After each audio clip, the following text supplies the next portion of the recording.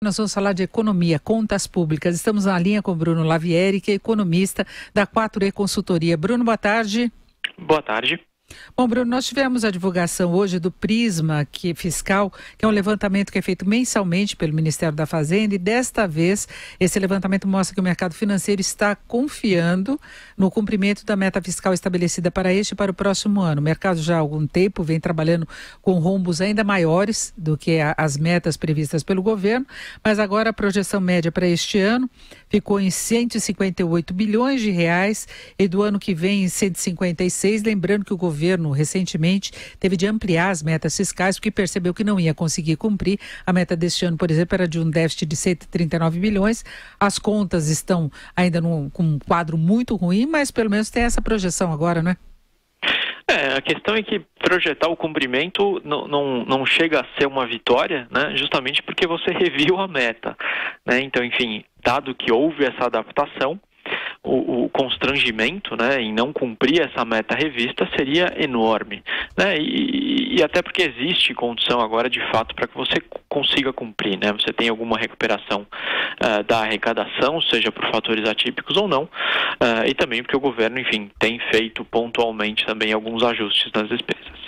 Agora, de qualquer forma, são metas muito negativas, não é? O Brasil está longe de uma situação tranquila em relação à evolução das contas. Há uma dificuldade enorme agora também em relação ao avanço da reforma da Previdência, que é colocado aí como um ponto fundamental para que se recupere a capacidade de geração de superávites. Justamente, né? Acho que essa questão da Previdência ela é fundamental para o médio prazo, né?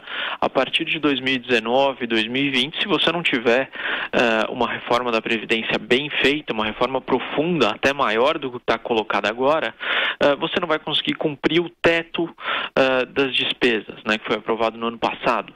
Então, nesse sentido, a reforma da Previdência é imperativa, né, necessária, e daria uma certa confiança ao mercado, né? Enfim, permitiria você enxergar no futuro uma dívida que não explode, as contas parcialmente em dia, né, bem encaminhadas, e de alguma forma um seguro, né, contra um eventual governo populista que viesse aí a tentar um novo descarrilamento das contas públicas. Na verdade, o governo Temer vai entregar as contas muito provavelmente numa situação de fragilidade, de déficit ainda muito grande.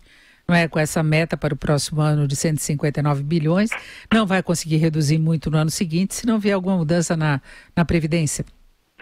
Sem dúvida nenhuma, né? Os resultados do governo Temer na esfera fiscal são terríveis, né?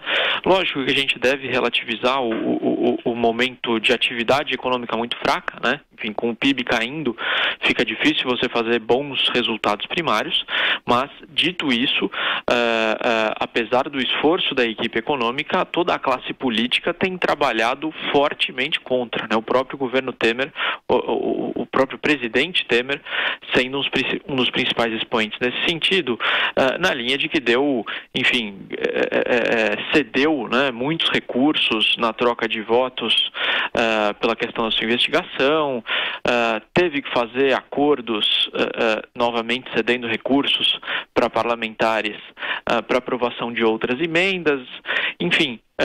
A classe política tem trabalhado contra, de alguma forma, né, esse ajuste fiscal no curto prazo.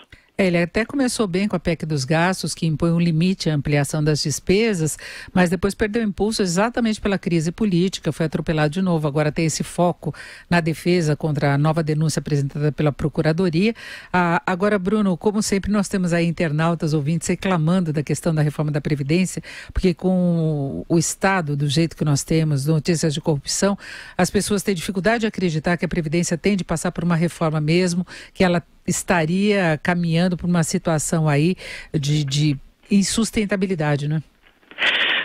É difícil crer porque as contas são de fato difíceis de serem acompanhadas, é um tema árduo, mas o fato é que, enfim, se não houver uma reforma profunda da Previdência, não é nenhuma questão que os filhos não vão ter benefícios previdenciários. Muito provavelmente a nossa geração talvez não consiga se aposentar nem mais tarde, né? Enfim, não tem aposentadoria de jeito nenhum no futuro próximo, né?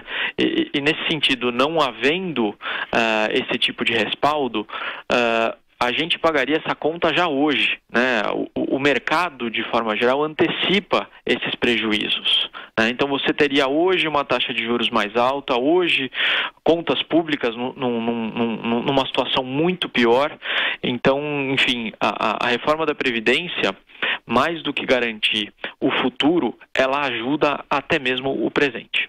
Agora, Bruno, a instituição fiscal independente, que é ligada ao Senado, divulgou um levantamento, uma projeção nesta semana que aponta que nessa evolução que nós estamos vendo das contas públicas, a dívida pode representar 100% do PIB já em 2020, né? Independentemente da queda dos juros básicos, que a taxa básica deve chegar a 7% no final do ano, independentemente de queda da inflação, seria a evolução prevista nas condições atuais. Você acha que isso pode acontecer? Quais seriam as implicações?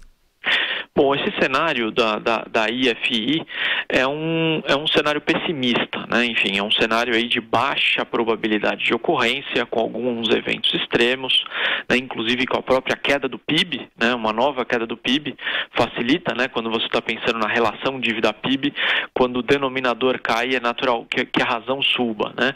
Então, enfim, é um cenário de baixa probabilidade, mas é interessante se observar que existe alguma chance de ocorrência. Isso não pode ser desprezado, né? A própria função do IFI é apontar esses riscos, né?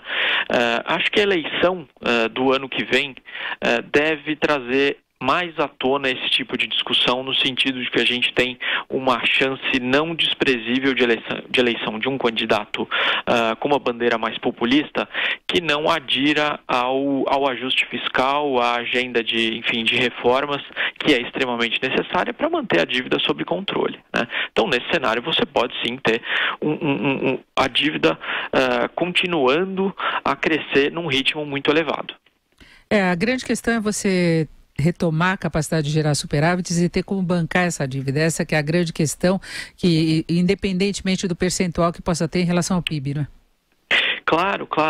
A gente fez até uma simulação que um próximo governo populista, ele teria a alternativa de subir a inflação gradualmente e dar o chamado calote branco, né? Então, enfim, os detentores de dívida pública cujos títulos estiverem vencendo nos próximos anos, teriam aí algum prejuízo com uma alta forte da inflação, e o governo conseguiria se financiar temporariamente com esse aumento de inflação. Lógico, isso você só estaria aumentando e empurrando o problema para frente, né? Você teria que, daqui a 5 anos, um problema maior e mais difícil de ser contornado. Mas, enfim, esse próximo governo, se mal intencionado, né, se a gente pode usar esse termo, se ele for de fato mal intencionado, ele teria essa opção de se financiar via inflação. Isso é muito ruim, né? Enfim, por mais que a gente tenha hoje instituições fortes e a própria regra do teto dos gastos, existem formas de contornar todo esse arcabouço já criado e voltar a ter aí pioras estruturais para a economia brasileira. Melhor nem dar ideia, né, Bruno? Nem a gente falar dessa possibilidade de inflação em alta corrigir a situação de dívida. Justamente, tem que falar bem baixinho, voltar a falar de futebol e segue o jogo. Tá certo, então. Nós ouvimos o Bruno Lavieri, que é economista da 4E Consultoria. Bruno, muito obrigada, uma boa tarde. Eu que agradeço, boa tarde.